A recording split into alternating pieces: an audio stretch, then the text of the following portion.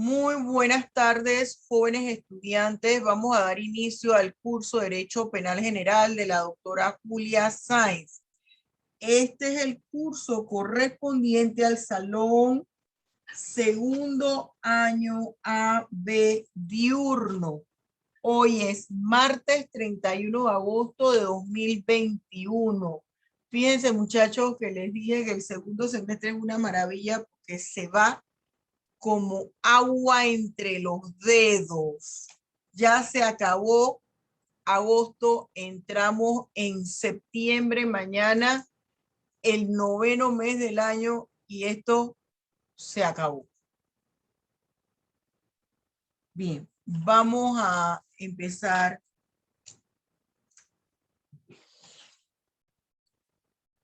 Este es su tercer día de clases.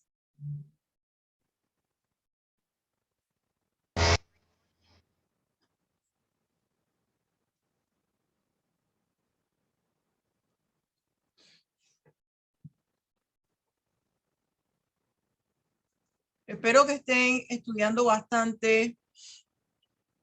Los que pueden conseguir los libros, consigan sus libros. Lo que no, es importante que usted vea los programas de YouTube y busque todos los programas que hay en el canal. Me estoy refiriendo a mi canal de YouTube, y busque todos los programas vinculados a esta clase. Análisis de texto legal, análisis de figuras delictivas, análisis de problema, y sabe que cuenta con la parte de material didáctico, pero este material didáctico, usted lo va a poder abrir es con Firefox, Opera o Explorer. Con Chrome no se puede abrir, no sé qué es lo que pasó con Chrome. Como a través de Chrome fue el hackeo, no entiendo en realidad qué fue lo que pasó. Bien. Ceilín Arroyo. Presente, profesora. Ajá. Liz Barría. Presente, profe. María Canto. Presente, profesora. Ya te vi, man. Caitlin Castillo. Stacy Cherigo. Presente, profesora. Del CID. Jonathan Delgado. Presente, profesora. Presente. Ajá, ya. Jonathan Delgado no está. Y la gente sin ponerse en vista. Hilary Fragueiro. Guerrero Rosario. A mí me parece que yo vi a Guerrero. Guerrero. Ah, tienes problemas con el audio. Hidalgo Abraham.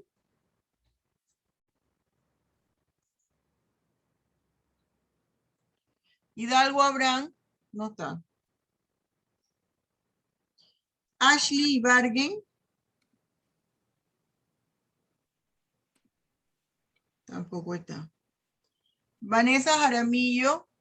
Presente, profesora. Ya te vi. Coxy Crócamo. Presente, profesora. Kaylee Lara. Presente, profesora. León Nicole. Presente, profesora. Ariadna López. Presente, profesora. Iván Moreno.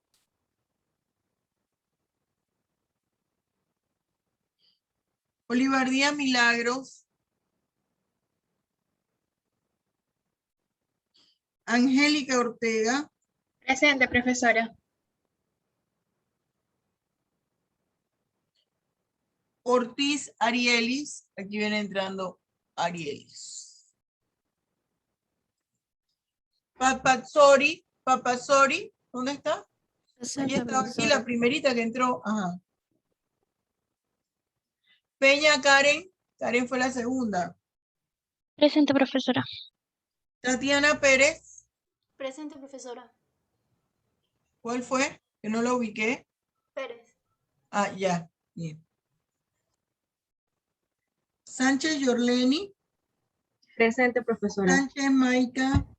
Presente, profesora. Sánchez Durleis. No he visto a Durleis, no la he visto hoy.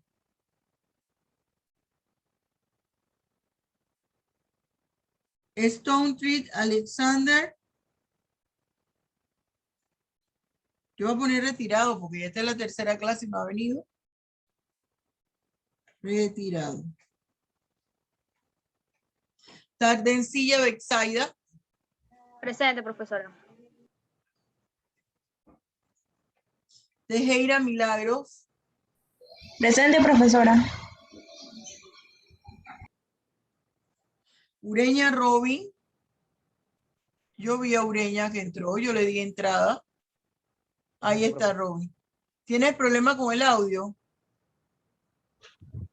Está bien, no importa.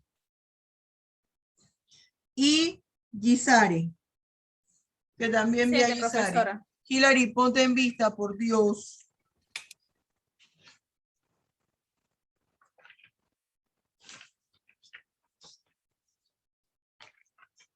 Muy bien, vamos a dar inicio hoy a la teoría de las consecuencias jurídicas del delito. Yo voy a compartir pantalla y por favor me va a decir, yo pensé que esto ya yo no tenía que preguntarle, me va a decir si ve lo que aparece en pantalla. Sí, profesora, sí sale. Sí, profesora, sí se ve. Ya se ve. Bien.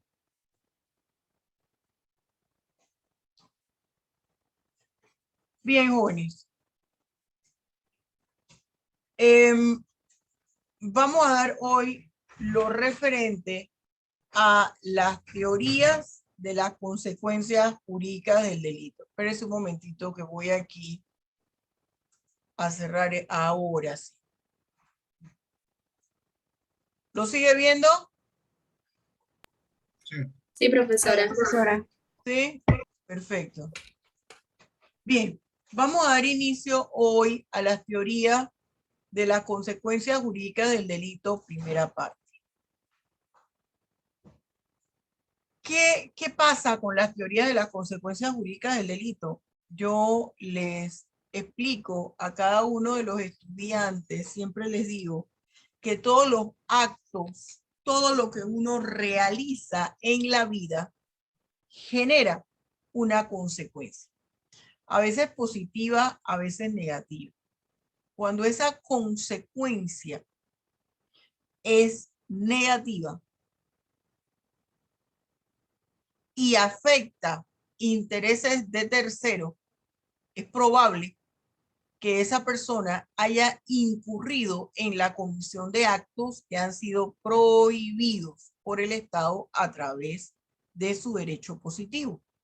Entonces, ese aparato de la administración de justicia tiene que entrar en escena y tratar de reparar los daños ocurridos y que esto no vuelva a suceder. ¿Y cómo lo hace? Lo hace a través de la imposición de sanciones. Déjeme colocar aquí inmediatamente. Lo hace a través de la imposición de sanciones. La asistencia a un estudiante que acaba de entrar. Bien. Ese estudio de todas las sanciones que genera una conducta recibe el nombre de las teorías de las consecuencias jurídicas del delito. Estudiar y analizar las diferentes consecuencias, es decir, los diferentes resultados, los efectos jurídicos que ocasiona la comisión de conductas ilícitas. Eso es lo que nosotros vamos a estudiar a través de la teoría de las consecuencias del delito. Y empezamos con la primera parte porque vamos a estudiar la pena. ¿En torno a qué vamos a estudiar la pena? En torno a tres preguntas fundamentales. Fíjese, estamos en las generalidades de la pena. Esas tres preguntas fundamentales o tres interrogantes son los siguientes. ¿Cuál es el concepto de pena? ¿Cuáles son los elementos de la pena? ¿Cuáles son las fases de la pena? Vamos a empezar con el concepto de la pena. ¿Qué pasa con el concepto de la pena? ¿Qué es la pena? La pena es una consecuencia jurídica derivada de la realización de una conducta ilícita y se aplica a aquella persona cuya culpabilidad ha sido debidamente evidenciada en el proceso. Y esa pena se aplica a través de una sentencia emitida por un juez, que en el sistema procesal penal acusatorio recibe el nombre del juez de conocimiento. Nosotros tenemos que tener claro que esta teoría de las consecuencias jurídicas del delito involucra dos formas de reacciones jurídicas distintas. Una que es la que estamos estudiando ahora, que es la pena, y otra que estudiaremos con posterioridad, que recibe el nombre de medidas de seguridad. ¿Qué sucede, profesora? ¿Ambas son lo mismo? No, son diferentes. Porque el perfil del culpable, el perfil del agente, el perfil del sentenciado, el perfil del sujeto activo son los diferentes nombres con que nosotros podemos catalogar a la persona que ha cometido la acción. Es distinta. Para que se pueda aplicar la pena, es importante que existan dos aspectos importantes: la imputabilidad y la culpabilidad, ambas relacionadas entre sí. Recuerde usted que la culpabilidad no es más que el nivel de responsabilidad que tiene una persona por la comisión de un hecho punible. Es decir, es ese grado de reprochabilidad. ¿En qué medida yo puedo decir que Noel fue responsable del robo? ¿En qué medida yo puedo decir que Maika fue responsable del homicidio? ¿Hasta qué punto ella fue responsable? ¿Disparó? ¿Secuestró a la persona? ¿Tenía amarrada a la persona mientras el otro le disparaba? ¿Noel fue quien robó a mano armada en el banco? ¿O era la persona que estaba conduciendo el automóvil? ¿O era la persona que escondió en un caleto en su casa el dinero que se robaron? ¿En qué medida? Esa es la culpabilidad. Pero para yo poder llegar a la culpabilidad, tengo que pasar antes por el elemento de la imputabilidad. ¿Y qué pasa con la imputabilidad? Nosotros lo hemos estudiado en teoría del delito. No es más que esa capacidad de comprender y entender la magnitud del acto que se está llevando a cabo en el momento. Yo entiendo, debo entender que esto, imaginémonos que no es una pluma, sino que esto es un puñal. Y que si yo me abalanzo sobre Maika o sobre Noel, yo le puedo ocasionar un daño. Lo menos malo es que le ocasione una herida visible y permanente o que pierda un ojo, pero en el último extremo le puede ocasionar la muerte. Entonces, yo tengo que tener la capacidad de comprensión de lo que tengo en mis manos y lo que estoy haciendo.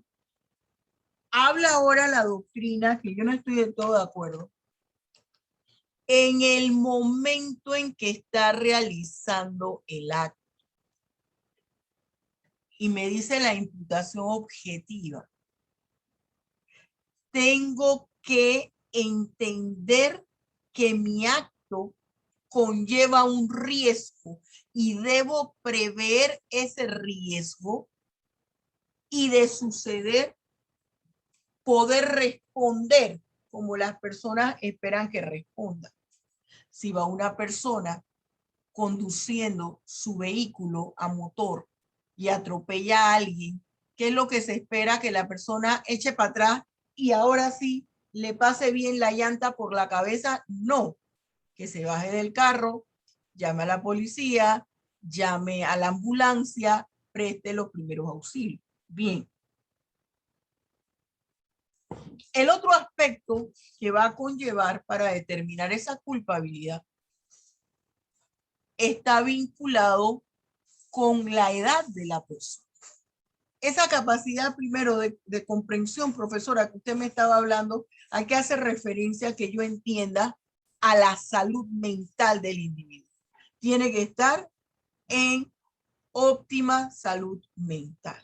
Ahora hay una corriente de los psiquiatras que yo no comparto, porque yo no soy psiquiatra y la he discutido con muchos psiquiatras, amigos míos allí en la Facultad de Derecho. Y yo les digo, pero a ver, explíquenme. ¿Cómo es posible que ustedes señalan que una persona que tenga algún padecimiento mental, si está tomando medicamentos, si está yendo a sus terapias, puede trabajar y es funcional y que entiende todo lo que hace? Y les ponía el siguiente ejemplo y se los he puesto a ustedes. Si yo sufro del aparato digestivo y tomo los medicamentos que me manda el doctor, me hago mis exámenes periódicamente, ¿eso me hace que yo esté sana del aparato digestivo? No. Si en cualquier momento yo incumplo con las medidas alimenticias que me ha puesto el doctor, yo voy a tener crisis. ¿Qué quiere decir eso? Traspolándolo a la salud mental. Si yo estoy bajo una presión, o si yo cada vez que llego veo que Noé me dice, buenos días, ¿cómo amaneció? ¿Se siente bien? Porque a lo mejor es una forma de saludo que él tiene para todos los compañeros. Pero como yo tengo una afectación, yo creo que lo está haciendo con doble intención, que sabe que tengo algún problema de salud y me está recalcando que tengo el problema de salud. Y eso hace como un cortocircuito y se me desata nuevamente mi problema de salud mental, me avanzo sobre Noel y le pego. O tiro todas las cosas al piso. Eso hace referencia al aspecto de salud mental de la imputabilidad. Y el otro aspecto es la edad, que alcance la mayoría de edad, es decir, los 18 años. Si cumple con estos dos requisitos, entonces se puede determinar que ese individuo es responsable por la comisión de ese hecho punible y la consecuencia jurídica que él se le va a aplicar es la pena. Pero si no cumple con esos dos aspectos y le falta un elemento, por ejemplo, la edad, ahora no pierda el bosque por un árbol, ¿eh? Está la ley de responsabilidad penal del menor de edad y habla que si un menor de edad incurre en la comisión de una figura delictiva, hay que irse a el grupo etario y ver, tiene menos de 14 años, se le aplicará medida de seguridad. O la persona tiene la edad, más le hace falta, ¿qué cosa? Su salud mental. Entonces no puede ser objeto de una pena, sino va a ser objeto de una medida de seguridad. Eso es importante que lo tengamos en cuenta. Lo que sucede es que nosotros muchas veces, cuando estamos hablando de las consecuencias jurídicas del delito, decimos pena, decimos sanción. La sanción es. Hablamos pena y sanción como sinónimos. Y la pena es la consecuencia jurídica del delito. La sanción es lo genérico. La sanción puede ser la pena o la medida de seguridad. Es importante que tengamos eso presente. ¿Qué pasa con la pena? Es importante que nosotros advirtamos, los niveles de la pena para poder advertir las fases de la pena. La pena en términos generales tiene dos niveles, uno normativo y otro fáctico. ¿Qué pasa con el nivel normativo de la pena?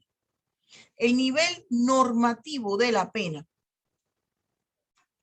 tiene que ver con la primera fase de la pena, que es la intimidación legal. ¿Qué me dice el nivel normativo de la pena? La pena es una parte de la estructura de la norma jurídica penal completa incriminante. Recuerde que la norma jurídica penal completa incriminante tiene dos partes, el tipo penal y la punibilidad. ¿Cuál es el tipo penal? Es la parte de la norma en la cual se describe la conducta ilícita y se encuentra la tipicidad subjetiva, la tipicidad objetiva. La tipicidad subjetiva, recuérdenme la profesora, el dolo, la culpa. La tipicidad objetiva, la conducta ilícita, el verbo tipo, el objeto jurídico o material, que le dicen la mayoría de los penalistas. Y está también el bien jurídico tutelado. Ese tipo penal se le puede llamar supuesto jurídico, precepto, en algunos países le llaman el típico jurídico. La otra parte de esa norma es la punibilidad. Y esa punibilidad describe en términos generales en qué consiste la sanción que se le va a aplicar a la persona que realice el hecho punible. ¿Y qué nombre recibe? Punibilidad. Ese es en términos genéricos. Por eso es que la profesora le puso aquí como integrante de la norma penal. Este nivel normativo me conduce a mi primera fase de la norma penal, que es la intimidación legal. Porque se supone, el legislador supone, que si la persona advierte que de realizar la conducta ilícita que el Estado prohíbe a través de la ley penal, esto le va a acarrear a él años de prisión o cualquier otra pena, la persona se va a abstener, va a decir, mejor no hago eso porque me espera la cárcel. Eso es lo que supone el Estado. Y por eso hablan que en ese primer nivel, en ese nivel normativo, entra la primera fase de la norma penal, que es de la pena, que es la intimidación legal. Y allí recibe el nombre de punibilidad porque tiene un mínimo y tiene un máximo. Usted se va, por ejemplo, al artículo 131 o al artículo 200 del Código Penal. Si usted se va al artículo 200 del Código Penal que habla de la violencia doméstica, usted va a ver que dice, por ejemplo, quien hostigue o agreda, vamos a irnos directo a la sanción. Dice, quien será sancionado con prisión de 5 a 8 años y tratamiento terapéutico multidisciplinario. Sanción de 5 a 8 años. Aquí tenemos un mínimo y un máximo. Esa sanción aquí, esa pena, recibe el nombre de punibilidad. Estamos en el nivel normativo de la pena. Y en la primera fase, intimidación legal. Está tratando de asustar, eso es intimidación, asustar a la población. No haga eso, que vas a ir preso de 5 a 8 años. Cuando eso se individualiza, se dosifica, cuando el juzgador la individualiza, entonces recibe el nombre de penalidad. ¿Qué pasa con el segundo, el próximo nivel de la pena? Es denominado nivel fáctico. Cheque aquí. Es el denominado nivel fáctico. Déjenme buscar acá mi propio código que ya tengo. Es el nivel fáctico. Ese nivel fáctico, cuando entra en escena, cuando el sujeto activo incurrió ya en la comisión del hecho punible. En el nivel normativo todavía el sujeto activo o el agente no ha realizado nada, no se ha impuesto la pena. Por eso estamos en la primera fase, intimidación legal. Cuando el sujeto activo o agente comete la figura delictiva descrita en la norma penal, en el tipo penal, entonces entramos al nivel fáctico. Y mire lo que le puso la profesora, cuando se comete el tipo penal como consecuencia del delito. Entonces, aquí nosotros entramos a la segunda y tercera fase de la pena. ¿Cuál es la segunda fase? Fíjense, síganme aquí con el cursor. Individualización de la pena o momento judicial. Esa es la segunda fase.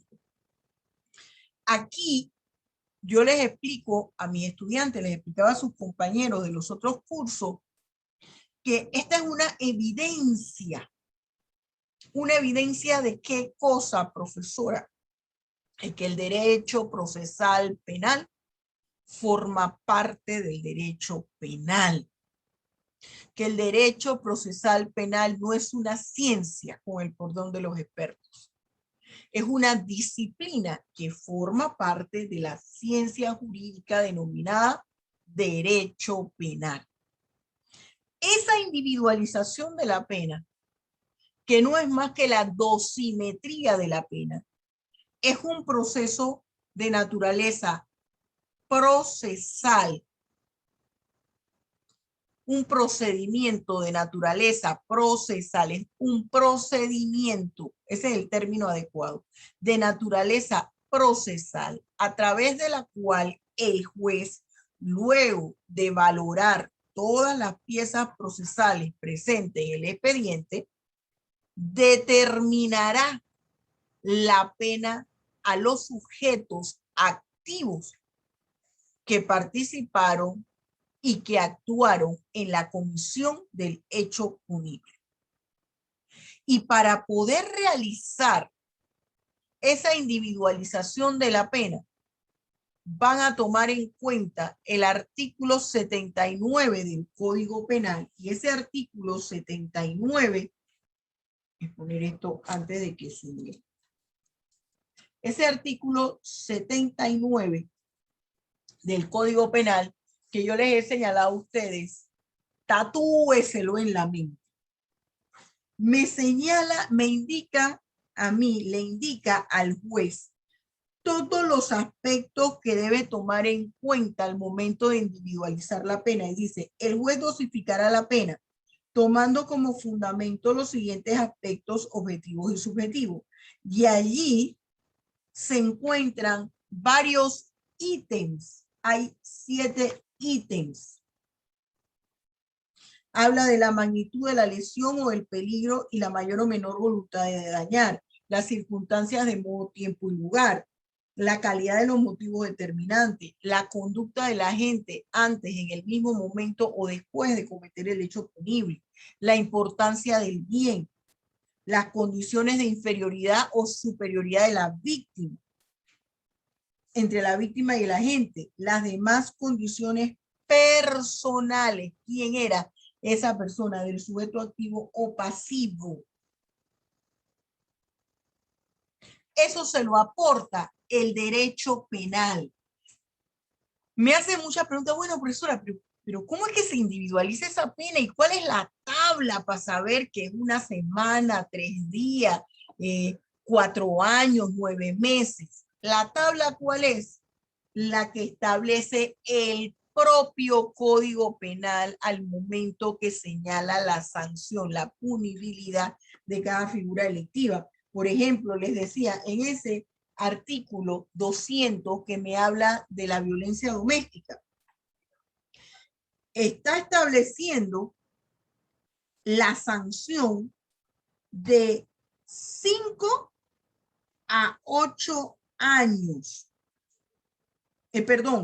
De 2 a 4 años o arrestos de fines de semana, de 2 a 4 años.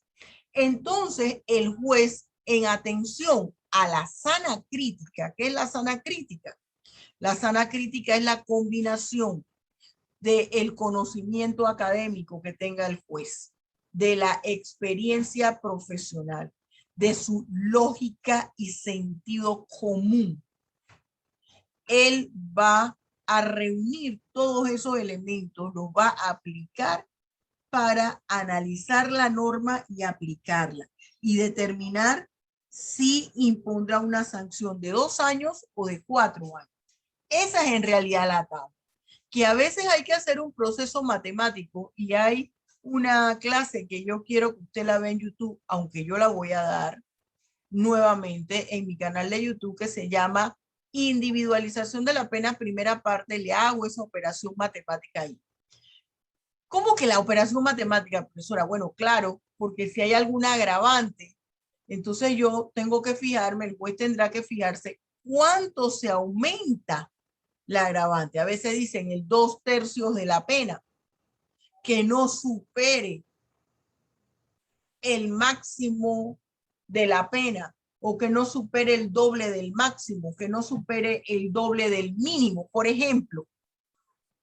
Entonces, eso lo va a tomar en cuenta el juez. Si nos vamos a concurso de delito, tengo que hacer una sumativa de las penas, teniendo en cuenta que no me puedo sobrepasar de los 50 años. Pero no es que dice, no es que hay una tabla que dice, quien le dispara en el hombro a la persona, se le va a aplicar 20 años, una semana. El que le dispara en la uña, el que le dispara en la cabeza, no.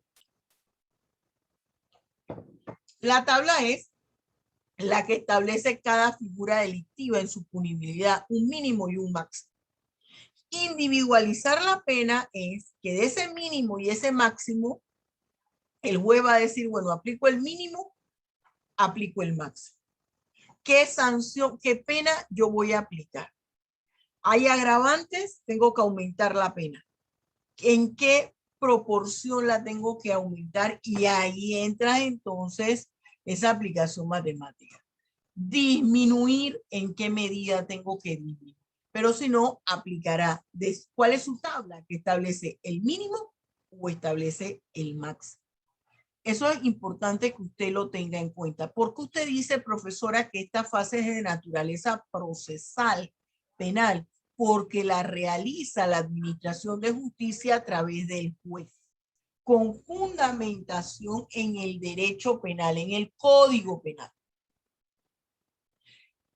La tercera fase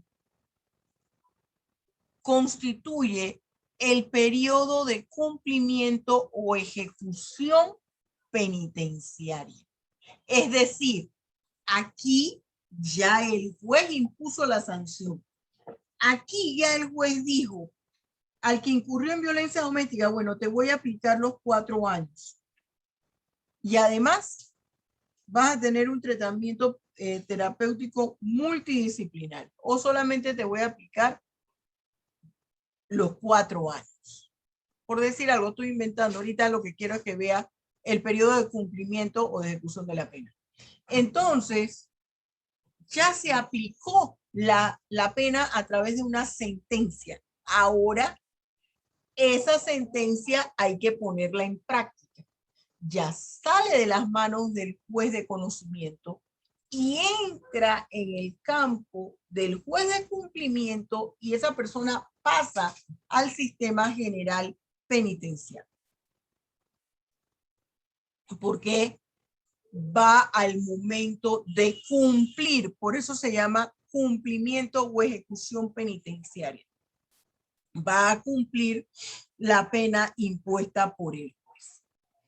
Profesor, entonces, ¿qué pasa? Que me enredé con esos nivel fáctico y ese nivel normativo. Eso es lo mismo que fase. No es lo mismo que fase. Son las situaciones que dan inicio a las fases de la pena.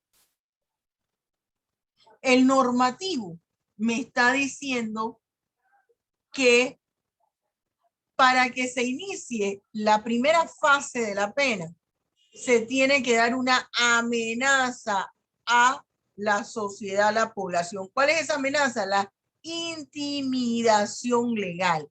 ¿A través de qué? A través de la punibilidad. La persona necesita conocer que si comete un delito va a ser penado.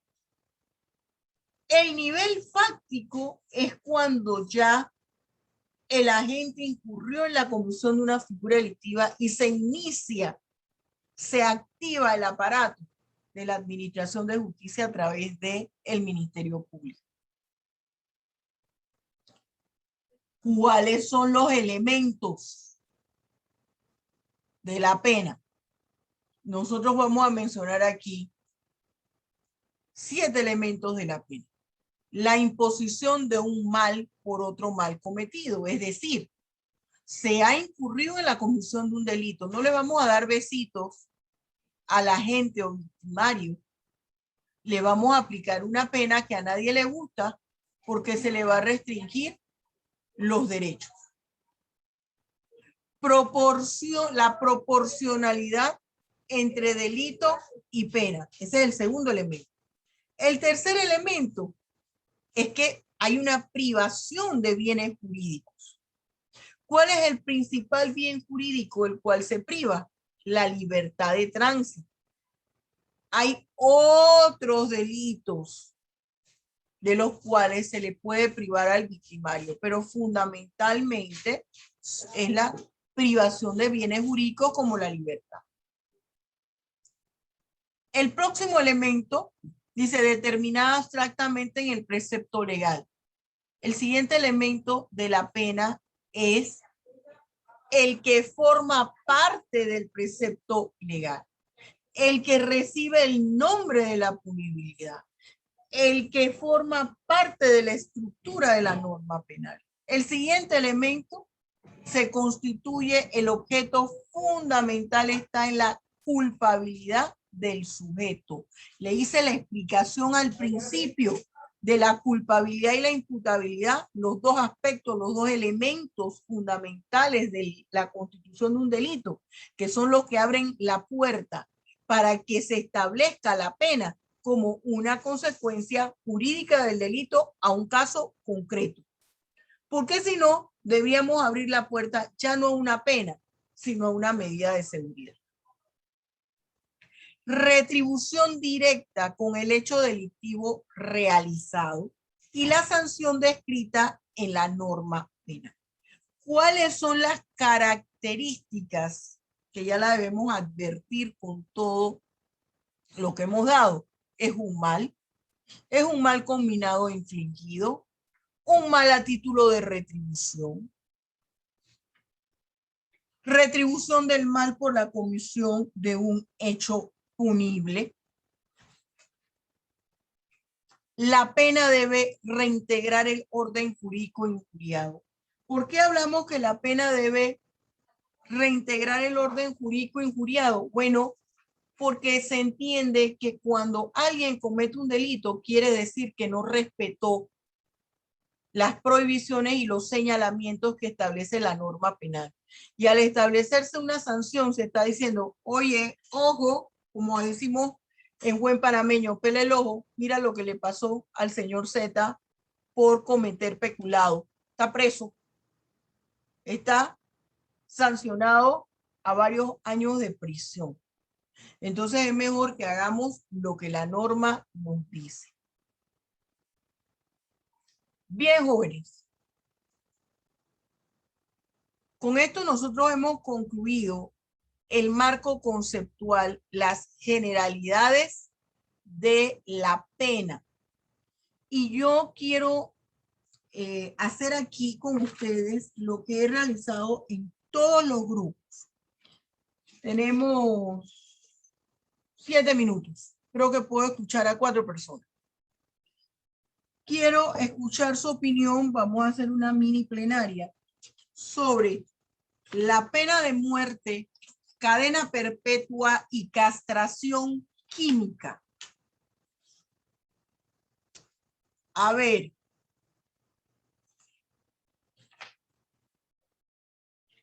Voy a llamar aquí. Peña. Lo voy a escribir. Arielis Ortiz.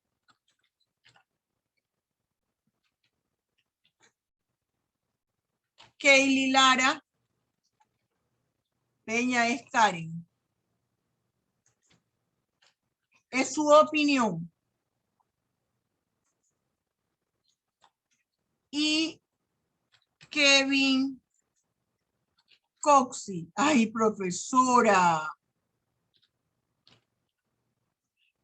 Mire, yo necesito que ustedes mismos sean los voluntarios. En todos los grupos hubo voluntarios.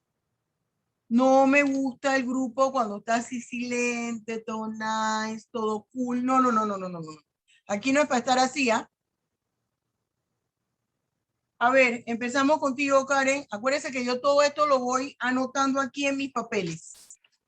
Karen, ¿qué opinión tienes sobre eso? ¿Deben existir esas penas? No, ¿por qué? ¿Sí o no y por qué? ¿Qué es lo que quiero que debatamos? Si esas penas deben existir desde su perspectiva. ¿Sí, no o por qué? ¿Sí, no y por qué no? Profesora, yo pienso que sí, porque muchas veces las personas salen cuando cumple su pena de, vamos a decir, en la cárcel, salen y vuelven a cometer los mismos delitos, y entonces siento que sí deberían existir. Muy bien. Arielis. Profesora, en mi caso pienso lo mismo que la compañera, pues considero que estas penas, realmente para mí, en mi concepto, profesora, no existe una pena limitada para este tipo de figuras delictivas. Más que nada, pienso que las penas que tienen no son suficientes y las que existen por ahora, pues, existen porque, bueno, pues, hay que condenarlos, pero Ajá. realmente esa es mi opinión. Bien, esto sigue. Kaylee Lara. Bueno, profesora, yo estoy de acuerdo con la cadena perpetua y con, si no me equivoco, con la castración química. Con la pena de muerte no estoy de acuerdo, ya que siento que una persona no pagaría lo suficiente muriendo. Creo que una persona que mate a otra persona debería, aunque suene muy, muy mi opinión, debería sufrir y estar en una... En una cárcel.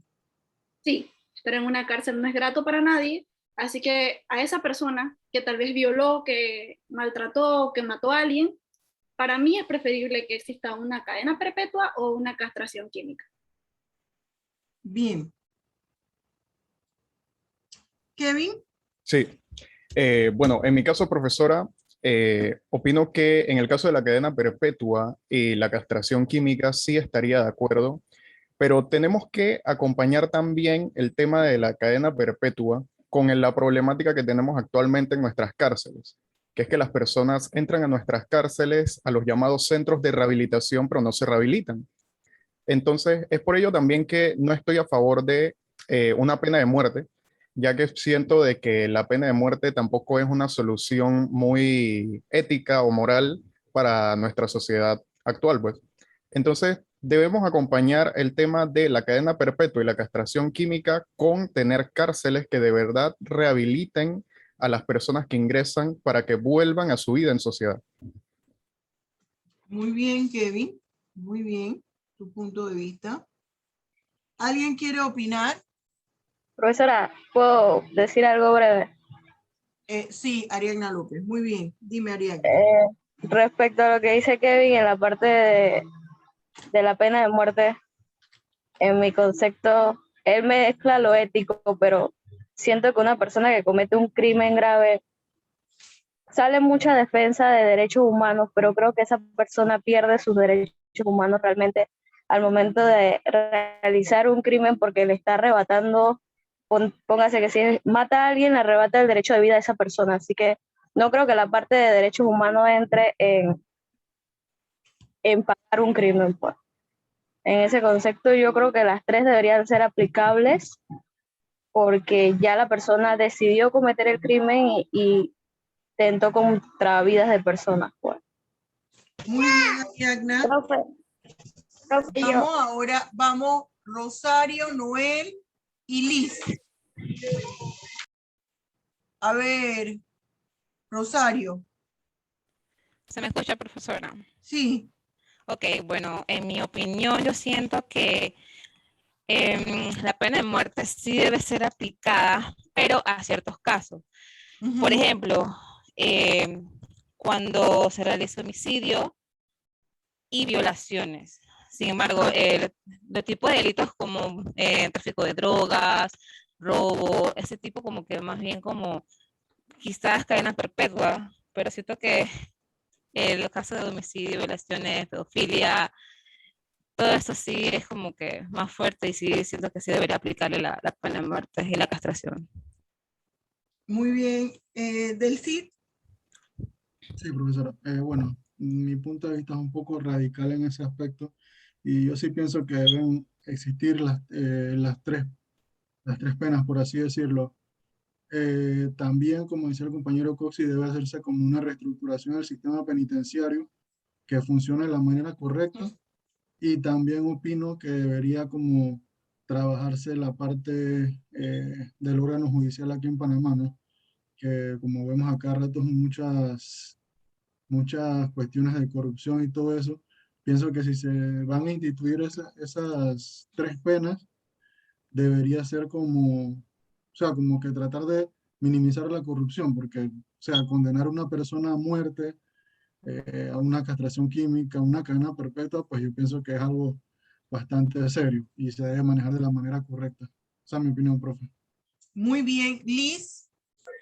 Profe, en mi opinión, yo pienso que las tres deberían ser aplicadas, pero no tanto la pena de muerte, porque siento que es como, creo que lo dijo una de las compañeras, que esa persona, bueno, no, ahí sé que hay muchas personas cuando están en las cárceles, no aguantan, sufren mucho estar ahí adentro, y si ya acabaran con esa persona no sufriría nada, pues. Y en lo que es lo de la castración, pienso que sí, porque llevaría a muchos de los delincuentes a pesarlo una y dos que tres veces a volver a cometer esos delitos. Muy bien. Fíjense, jóvenes, quedó pendiente Abraham, Tatiana, Hilary. Yo les he dicho que cuando ustedes ven que no alcanza, escriban aquí, pero yo los voy a poner porque después yo también reviso todo esto, Tatiana, para darme cuenta que iban a hablar y Katie Castillo. Yo les voy a decir algo. Es cierto que existe el derecho penal científico, tenemos el derecho penal científico y que esto ya modificó las condiciones de un derecho penal no basado en principios que respeten la dignidad del ser humano. Eso es cierto. Pero hay conductas ilícitas, mis queridos estudiantes, que denotan un alto nivel de peligrosidad de quien lo hace. Eso por una parte. Por otra parte, hay personas que jamás se van a rehabilitar ni a resocializar porque tienen un alto índice de peligrosidad.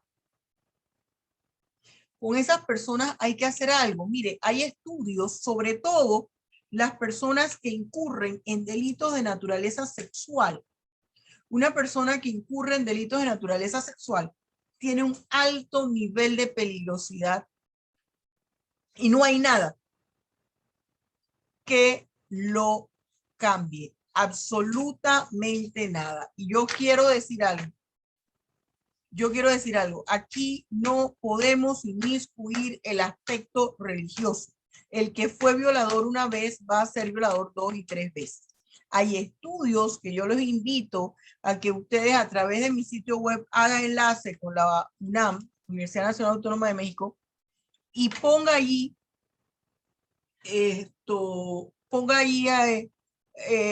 estudios sobre la agresividad en el individuo.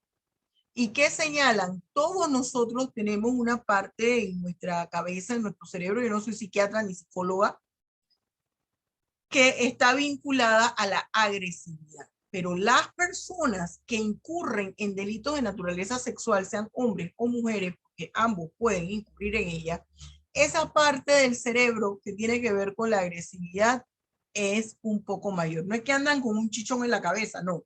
Es un poco mayor con respecto al resto de las demás personas. Busque también, les aconsejo, en la página web de CNN en español, los que saben hablar inglés, pues lo pueden buscar en CNN en inglés, a una periodista iraní inglesa de nombre Christiane Amanpour.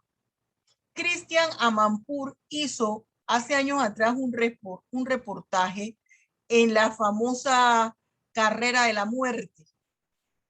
Carrera de la Muerte, no, Corredor de la Muerte. Eso era, implicaba que ella había entrevistado a personas que ya habían sido sancionadas a la pena de muerte y estaban nada más esperando horas para que lo mataran. Y dentro de eso escogió a violadores de menores. ¿Y qué le dijo un violador a ella? Dice, mire, lo mejor que me pudo pasar es que me aplicaran la pena de muerte. Porque cuando yo salgo de aquí, si yo salgo de aquí, voy a volver a violar y a matar a los menores. ¿Se fija lo que les estoy diciendo? Ay, pero profesora, ¿y eso qué quiere decir? Que ese derecho penal científico lo tenemos que echar por la borda. No. Usted va a tomar su propia decisión. Le estoy dando todas las herramientas para que usted lo analice. Hay gente que no se puede con ella. Hay gente que no se puede con ella. Esas son personas Bien, tan dañadas. muchachos. Exacto. Bien, muchachos, ustedes saben que los quiero. Dios los bendiga ricamente. Nos vemos la próxima clase. Estudien, porque a partir de la próxima semana pongo acelerador, eso es preguntas, ejercicios y de todo. Los quiero mucho. Profe, saludos. Nos vemos, Gracias, profesora. Buen día. profesora.